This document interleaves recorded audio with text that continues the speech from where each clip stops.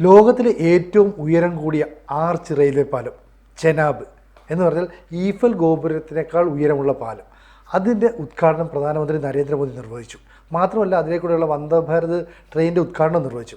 ഇതിനുശേഷം അദ്ദേഹം അവിടെ ഉദ്ഘാടന പ്രസംഗത്തിൽ പാകിസ്ഥാനെ വളരെ നിശിതമായ ഭാഷയിൽ തന്നെ വിമർശിച്ചു. എന്ന് പറഞ്ഞാൽ ജമ്മു കാശ്മീരിൻ്റെ വികസനം തകർക്കാൻ വേണ്ടിയിട്ടാണ് പാകിസ്ഥാൻകാർ അവിടേക്ക് ഭീകരന്മാരെ അയച്ചത്. പക്ഷേ അതുകൊണ്ടൊന്നും ഈ വികസനം തടയില്ല. ഏതെങ്കിലും കാരണവശാൽ ഇന്ത്യയുടെ വികസനത്തെ തടയാനായിട്ട് പാകിസ്ഥാനികൾ ശ്രമിച്ചാൽ അവരെ തീർത്ത് കളയും. ഇത് പ്രധാനമന്ത്രി നരേന്ദ്രമോദിയുടെ വാക്കുകളാണ്. ശരിക്കും കുറുക്കിക്കൊള്ളുന്ന രീതിയിലല്ല ഈ പ്രസംഗം. അല്ല, ഈ പ്രസംഗത്തിൽ വളരെ രൂക്ഷമായിട്ടും തീവ്രമായിട്ടുമാണ് പാകിസ്ഥാനെ നരേന്ദ്രമോദി എതിർത്തതെന്ന് നമ്മൾ കേട്ടതാണ്. കാരണം അതിന് കത്തിയുടെ മൂർച്ചയുണ്ട വാക്കുകൾക്ക് തീർത്ത് കളയും പാകിസ്ഥാനെ എന്നാണ് പറഞ്ഞത്. ഇനിയെങ്ങാൻ കാശ്മീരിലെ വികസനം തടയാനായിട്ട് വന്നാൽ പാകിസ്ഥാനെ അടിച്ച് പരത്തും എന്ന് വളരെ കൃത്യമായിട്ട് പ്രഖ്യാപനം നടത്തുകയാണ് ചെയ്യുന്നത്. അത് വെറും ഒരു വാചകടിയല്ല. കാരണം എന്താണ്, കുറച്ച് ദിവസങ്ങൾക്ക് മുമ്പ് ഓപ്പറേഷൻ സിന്ദൂർ വഴി നമ്മളവരുടെ ഭീകരകേന്ദ്രങ്ങളെല്ലാം അടിച്ച് തകർത്ത് തരിപ്പണമാക്കിയതാണ്. അപ്പോൾ പഹൽഗാമിൽ എന്തുകൊണ്ടാണ് ഭീകരവാദികൾ ആക്രമണം നടത്തിയത്, അതിന് കൃത്യമായിട്ടുള്ള ഉത്തരം ഇന്ത്യയുടെ പക്കലുണ്ട്. ഇന്ത്യക്കറിയാം അതങ്ങനെ നടക്കുന്നതിൻ്റെ പ്രധാനപ്പെട്ട കാരണം എന്ന് പറയുന്നത് ഇന്ത്യയുടെ വികസനം മുടക്കുക. ഇന്ത്യയുടെ വികസനം മുടക്കുക എന്ന് പറഞ്ഞാൽ കാശ്മീരിൻ്റെ വികസനം മുടക്കുക എന്നുള്ളതാണ്. കാശ്മീരിൻ്റെ വികസനം മുടക്കി കഴിഞ്ഞാൽ അവിടെ ഈ ഭീകരവാദികൾക്ക് നുഴഞ്ഞു കയറാനും വളരാനും ആവശ്യമായിട്ടുള്ള മണ്ണൊരുക്കാൻ കഴിയും എന്ന് തന്നെയാണ് പാകിസ്ഥാൻ വിശ്വസിക്കുന്നത്. വികസനം വന്നാൽ അത് നല്ല രീതിയിൽ പുരോഗതി പ്രാപിക്കുകയും അവിടെ താമസിക്കുന്നതായിട്ടുള്ള ആളുകളുടെ പ്രോസ്പെരിറ്റി അല്ലെങ്കിൽ അവരുടെ സാമ്പത്തികമായിട്ടുള്ള സൗകര്യങ്ങൾ മെച്ചപ്പെടുകയും ചെയ്യും. സാമ്പത്തികമായി മെച്ചപ്പെട്ട ഒരു സമൂഹത്തിൽ ഒരു കാരണവശാലും കലാപങ്ങൾക്കും അതേപോലെ തന്നെ തീവ്രവാദി പ്രവർത്തനങ്ങൾക്കും പ്രസക്തി ഇല്ലാതായിത്തീരും. ഇപ്പോൾ എവിടെ പ്രശ്നം ഉണ്ടായിക്കഴിഞ്ഞാലും ഓരോ സർക്കാരും ആത്യന്തികമായി ശ്രദ്ധിക്കേണ്ട ഒരു കാര്യമാണ് പ്രധാനമന്ത്രി നമ്മുടെ മുന്നിൽ പറഞ്ഞു വെച്ചത്. അതായത് വികസനം തടസ്സപ്പെടുത്തരുത്. വികസനം തടസ്സപ്പെടുത്തിയാൽ അത് കലാപത്തിലേക്കും ഭീകരവാദത്തിലേക്കും പോകുന്നതിനുള്ള ഊടുവഴികൾ തുറക്കും എന്നുള്ളതാണ്. അതുകൊണ്ടാണ് ശക്തമായിട്ട് പറഞ്ഞത്. ഇന്ത്യയെ തകർക്കാൻ വേണ്ടി പാകിസ്ഥാൻ നടത്തുന്ന പ്രവർത്തനത്തിൻ്റെ ഒരു ഭാഗമാണ് ജമ്മു കാശ്മീരിനെ വികസന പ്രവർത്തനങ്ങളിൽ നിന്ന് തടഞ്ഞു നിർത്തുക. പഹൽഗാമിൽ അവർ ചെയ്തതാണ്. ഇനി അത് ആവർത്തിച്ച് കഴിഞ്ഞാൽ പാക്കിനെ തകർത്ത് കളയും എന്നായിരുന്നു അദ്ദേഹത്തിൻ്റെ പ്രസംഗത്തിലൂടെ അദ്ദേഹം വ്യക്തമാക്കിയത്. മാത്രമല്ല കാശ്മീരിലെ ജനങ്ങൾക്ക് അദ്ദേഹം വളരെ ശക്തമായിട്ട് ഈ ഒരു വാഗ്ദാനം നൽകുകയാണ് ചെയ്യുന്നത്. പഹൽഗാം ആക്രമണത്തിൻ്റെ പേരിൽ ഒരു കാരണവശാലും ജമ്മു കാശ്മീരിൽ തുടങ്ങി വെച്ചായിട്ടുള്ള വികസന പ്രവർത്തനങ്ങൾ തടയപ്പെടില്ല, അതിന് തടസ്സം ഉണ്ടാവില്ല. ഇന്ത്യയുടെ ഏറ്റവും പ്രധാനപ്പെട്ട തീരുമാനങ്ങളിലൊന്നാണ്, എൻ്റെ വാഗ്ദാനങ്ങളിലൊന്നാണ് എന്ന് പോലും അദ്ദേഹം അവിടെ കൃത്യമായിട്ട് ആ കാര്യം പറഞ്ഞിരിക്കുന്നു എന്നുള്ളതാണ്. അപ്പം ഇന്ന് ജമ്മു കാശ്മീരിനെ സംബന്ധിച്ചിടത്തോളം പല കുന്നിൻ നിരകളെയും ഒരുമിച്ച് ബന്ധപ്പെടുത്തുന്ന തരത്തിലുള്ള പാലം നിർമ്മിക്കപ്പെട്ടിരിക്കുന്നു. ആ പാലത്തിൻ്റെ സവിശേഷതകൾ വേണമെങ്കിൽ നമുക്ക് മനസ്സിലാക്കാം. ഈ പാലം എന്ന് പറയുന്നത് ലോകത്തിലെ തന്നെ ഏറ്റവും ഉയരം കൂടിയ പാലം, ആർച്ച് ബ്രിഡ്ജ് എന്ന് പറയാം. അങ്ങനെയാണെങ്കിൽ സ്വാഭാവികമായിട്ടും പാരീസിലെ ഐഫൽ ടവറിനേക്കാൾ ഉയരം എന്ന് പറഞ്ഞാൽ ഏതാണ്ട് 28,660 ടൺ സ്റ്റീൽ ഉപയോഗിച്ച് ഈ പാലം നിർമ്മിക്കുന്നു.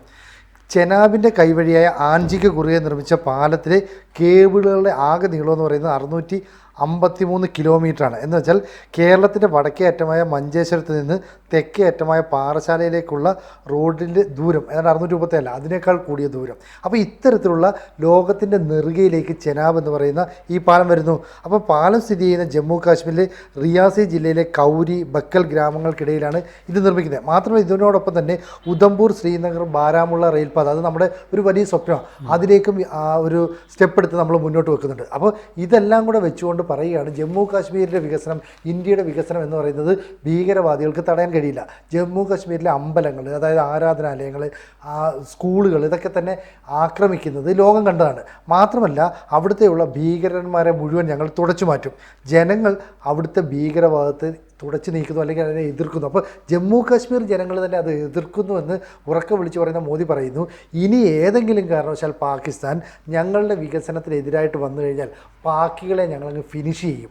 ഇത് മോദിയുടെ ഉറപ്പാണ്. അപ്പം രണ്ടും കൽപ്പിച്ച് നമ്മൾ നിൽക്കുകയാണെന്നുള്ള വ്യക്തമായ സന്ദേശം പാകിസ്ഥാന് നൽകുകയല്ലേ ചെയ്തത്. പാകിസ്ഥാൻ അത്തരത്തിലുള്ള സന്ദേശം നൽകുക മാത്രമല്ല ഇന്നത്തെ പ്രസംഗത്തിൽ മോദി നിർവഹിച്ചതെന്നാണ് ഞാൻ മനസ്സിലാക്കുന്നത്. പലപ്പോഴും നമ്മളുടെ പട്ടാളം ജമ്മു കാശ്മീരിൽ പോയി ഇടപെടുന്ന സമയത്ത് ജമ്മു കാശ്മീരിലെ ജനങ്ങൾക്ക് എതിരായിട്ടുള്ള പ്രവൃത്തിയായിട്ട് ആ പ്രവൃത്തി മാറിത്തരാറ്. എന്നുവെച്ചാൽ പട്ടാളം ഈ ഭീകരപ്രവർത്തകരെ തെരഞ്ഞ് ഓരോ വീടുകളിലും ചെന്ന് ആ വീടുകളെയൊക്കെ ആക്രമിക്കുകയും അവിടെയുള്ള ആളുകൾ ഉപദ്രവിക്കുകയും ചെയ്യുന്ന തരത്തിൽ വരികയും അങ്ങനെ പട്ടാളത്തിനെതിരായിട്ട് ജനങ്ങൾ മാറുന്നൊരു സ്ഥിതി പല ഘട്ടങ്ങളിലും നിർമ്മിക്കപ്പെട്ടിട്ടുണ്ട്. ഇത് ശരിയല്ല എന്ന് ഇന്ത്യ കൃത്യമായിട്ട് തിരിച്ചറിയുന്നുണ്ട്. കാരണം കാശ്മീരിലെ ജനങ്ങൾ ഇന്ത്യക്കൊപ്പം നിൽക്കണം. ഇന്ത്യക്കൊപ്പം നിൽക്കണമെങ്കിൽ കാശ്മീരിലെ ജനങ്ങളെ നമ്മൾ സംശയത്തോടെ നോക്കാൻ പാടില്ല. അതുകൊണ്ടാണ് ഇന്നത്തെ പ്രസംഗത്തിൽ അദ്ദേഹം വളരെ വ്യക്തമായിട്ട് പറഞ്ഞു, കാശ്മീരിലെ ജനത ഭീകരവാദത്തെ ചെറുക്കുന്നു. ഭീകരവാദത്തെ ചെറുക്കുന്ന ജനത ഇന്ത്യൻ ജനതയാണ്. കാശ്മീർ ഇന്ത്യൻ ജനതയാണ്.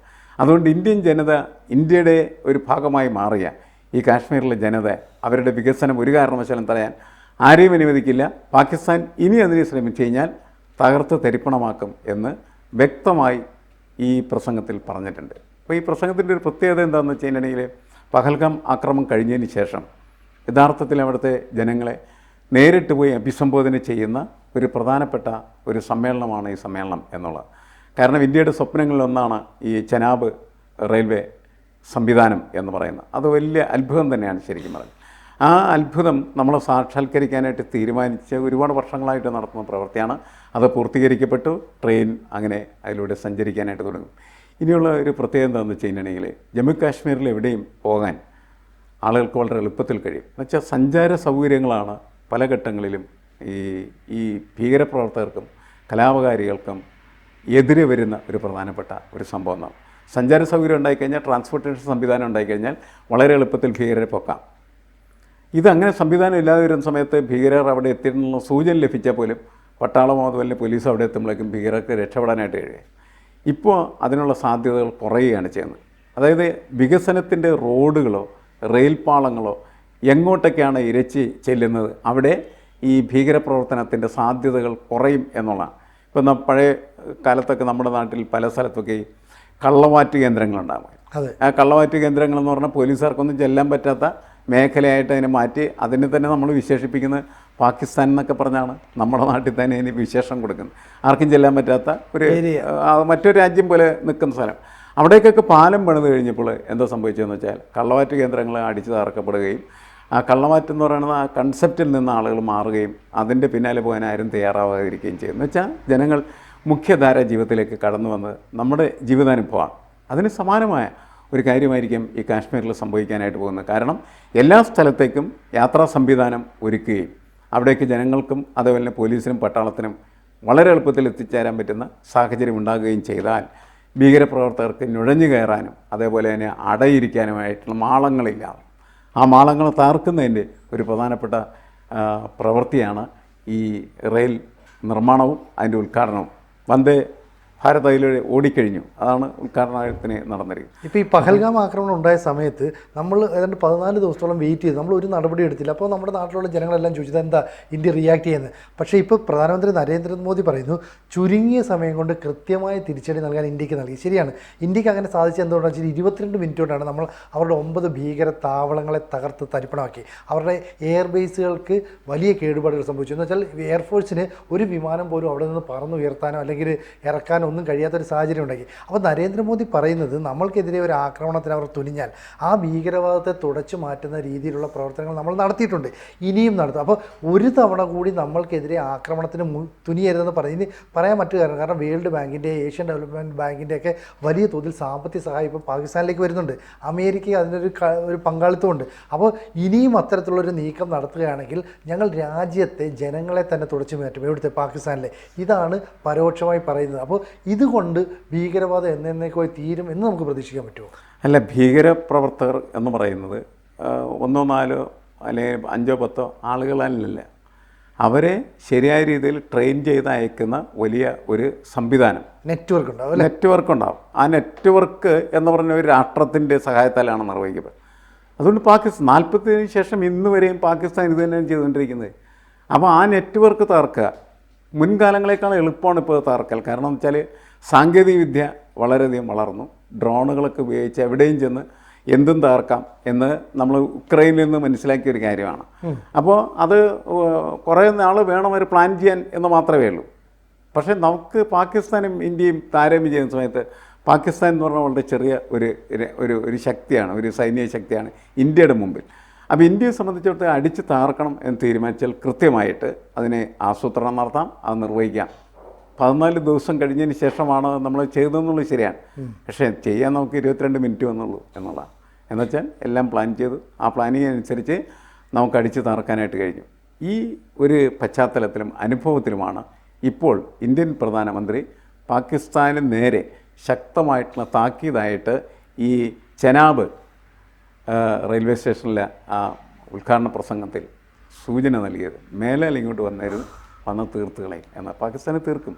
ഒരു കാര്യങ്ങൾ പറയുന്നുണ്ട്, ഈ ജമ്മു കാശ്മീരിൻ്റെ ടൂറിസം എന്ന് പറയുന്നത് ഇതോടുകൂടി അവസാനിക്കുന്നില്ല. കൂടുതൽ ടൂറിസ്റ്റുകളെ ഞങ്ങൾ ഇനിയും ഇങ്ങോട്ടേക്ക് ആകർഷിക്കും, ടൂറിസം ഡെവലപ്മെൻറ്റ് ചെയ്യാനായിട്ടുള്ള എല്ലാ നടപടികളും ചെയ്യും, ഈ ഭീകരവാദത്തെയോ തീവ്രവാദ പ്രവർത്തനങ്ങളെ ഞങ്ങൾ പേടിക്കില്ല.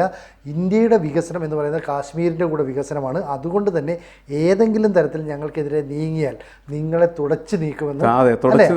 അതൊരു അടിവരയിട്ട് പറയേണ്ട ഒരു കാര്യമില്ല. തുടച്ചു മാറ്റിയാൽ മാത്രം. കാരണം ഇടക്കിടക്ക് ഇങ്ങനെ ചൊറിഞ്ഞുകൊണ്ടിരിക്കാൻ പാടില്ല.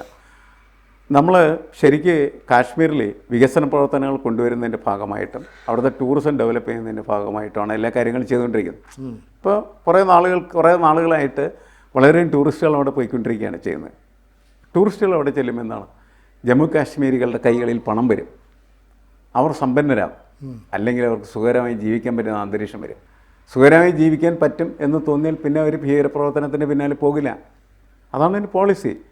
ശരിയായ നയം അതാണ്. അവരെ സമ്പന്നരാക്കുക, അവരെ സുഖകരമായിട്ടുള്ള ജീവിതത്തിലേക്ക് നയിക്കുക. പിന്നെ ഒരിക്കലും അവരെ ഈ ഭീകരപ്രവർത്തനത്തെ സഹായിക്കില്ല. ഇപ്പോൾ ഭീകരപ്രവർത്തനത്തെ ജമ്മു കാശ്മീരിൽ നിന്ന് ഓടിച്ചു കളയാനോ ഇല്ലാതാക്കാനോ ചെയ്യുന്ന ഏറ്റവും നല്ല കാര്യം വികസന പ്രവർത്തനമാണ്. അതുകൊണ്ടാണ് വികസനം തടയാൻ ആരെയും ഞങ്ങൾ അനുവദിക്കുകയില്ല. അതേപോലെ തന്നെയാണ് എന്തെങ്കിലും തരത്തിലുള്ള ഭീകരപ്രവർത്തനം നടത്തി ഇവിടുത്തെ ടൂറിസം തടയാനും അനുവദിക്കില്ല. ശക്തമായ ഭാഷയിൽ തന്നെയാണ് പറയുന്നത്. ശക്തമായ ഭാഷയിൽ പറയുക മാത്രമല്ല, ശക്തമായ രീതിയിൽ ആക്രമിച്ച് തകർത്ത് തരിപ്പണമാക്കും എന്നത് ഈ കഴിഞ്ഞ കുറച്ച് ദിവസങ്ങൾക്ക് മുമ്പുള്ള അനുഭവത്തിലൂടെ പാകിസ്ഥാന് മനസ്സിലായിട്ടുള്ള കാര്യമാണ്. അത് തുടരും. അതിൻ്റെ പ്രഖ്യാപനമാണ് ചെനാബിൽ നമ്മൾ കേട്ടത്. കൂടുതൽ വാർത്തകളും വിശേഷങ്ങളും നിങ്ങളിലേക്ക് എത്താൻ ABC മലയാളം സബ്സ്ക്രൈബ് ചെയ്യുക, ബെൽ ബട്ടണും അമർത്തുക.